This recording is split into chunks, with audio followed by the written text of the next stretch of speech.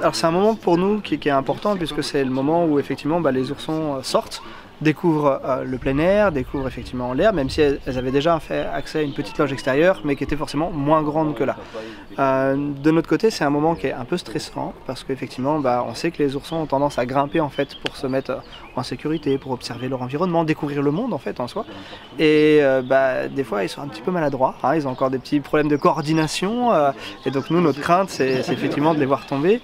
mais il faut leur faire confiance, on l'a vu là, elles maîtrisent très bien. Alors elles sont un peu maladroites, il y en a une qui est un peu plus intrépide que l'autre, on voit déjà les caractères en fait qui sont en train de s'affirmer, et c'est vrai que pour nous c'est un grand moment. D'ailleurs il y a une grande partie de l'équipe qui est venue pour pouvoir assister à ce moment, même ceux qui étaient en congé reviennent pour pouvoir profiter de ce moment, et voilà, parce que c'est un moment clé pour nous. Ouais. Déjà en tant que soigneur, c'est une grande joie, forcément, déjà il y a tout le côté excitation, de savoir qu'on a des petits,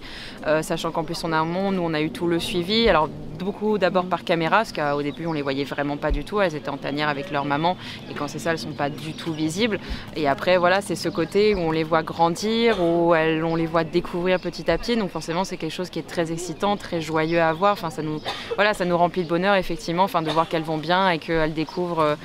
toutes les possibilités de l'enclos, de l'extérieur, voilà, que leur vie se développe petit à petit. C'est bien, c'est mignon, c'est impressionnant et c'est drôle un petit peu, parce que des fois ils tombent et...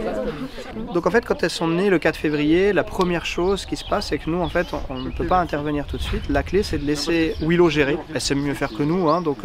on la laisse faire, on a une caméra qui nous permet en fait de voir que tout se passe bien. Alors Willow était très maligne cette année parce qu'en fait elle a fait son nid dans l'angle mort en fait de la caméra, ce qui fait qu'on n'a pas réussi à bien voir les petites, et donc par moment on entendait les bruits, c'était toujours un petit peu stressant pour les équipes de se dire est-ce que tout va bien, mais la clé c'est on lui fait confiance. Ensuite, à 2 mois, il y a 1 mois tout juste,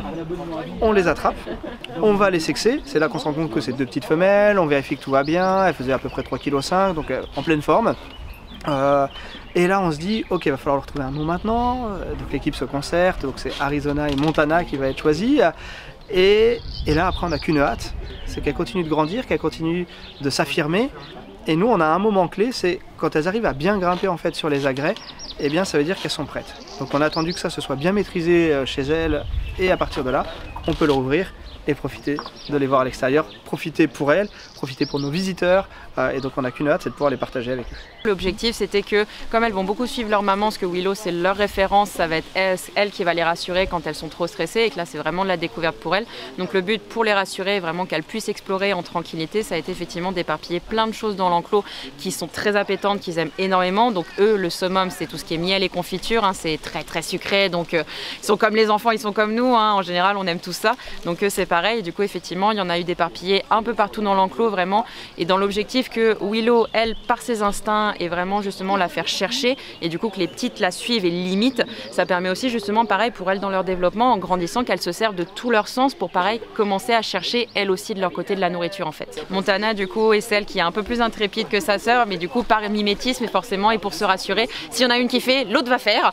Donc effectivement c'est ce qui se passe, et puis après pour elle le fait de grimper c'est naturel, c'est quelque chose qui est rassurant, c'est le moyen de sécurité pour un ourson justement, surtout vis-à-vis en milieu naturel des congénères, parce que le risque en fait chez un ourson, surtout dans les premiers mois de sa vie, c'est les autres ours qui pourraient les attaquer gravement. Donc elle c'est vraiment un réflexe en fait et un instinct de on va grimper en hauteur pour se mettre en sécurité. Donc là en fait elles sont aussi dans la découverte des tests de où est-ce que je peux me mettre à l'abri et comment ça se fonctionne justement pour grimper, redescendre, etc. pour elle après derrière être super à l'aise dans l'enclos par la suite. Comme en milieu naturel, on va recréer ce phénomène de distance en fait et de séparation. Donc nous on a mis une clôture électrique en fait tout le long pour effectivement éviter qu'elles aient rencontre immédiate avec les adultes. Ça se fera pas tout de suite, hein. Il va falloir attendre encore des mois et des mois. Au minimum en général on va attendre autour des 1 an, c'est ce qui a été fait en tout cas pour les 2 de l'année d'il y a 2 ans maintenant. On avait attendu les 1 an avant qu'elles puissent être mises en contact, et ça se fait par étapes, c'est-à-dire qu'on les met pas tout de suite avec tout le monde. Déjà il faut voir par rapport à Willow aussi, leur mère qui est protectrice, qui elle va tolérer en premier, et du coup qui peut rencontrer en première les petites, et après ça se fera voilà, petit à petit. Par exemple entre Montana et Arizona aujourd'hui aujourd'hui, ce qu'on peut voir qui nous permet de les différencier, c'est que Montana, en fait, elle a une marque marron qui monte jusqu'aux yeux comme des lunettes, alors qu'Arizona, elle a que le nez qui est marron. Donc pour la suite, pour ces petites oursonnes, donc il y a deux options, hein. Soit elles partiront dans un autre parc, parce que une option très importante pour elles, ou alors s'il n'y a pas de placement possible, forcément elles resteront ici. Nous on a encore la place de toute façon pour pouvoir les garder sans aucun problème.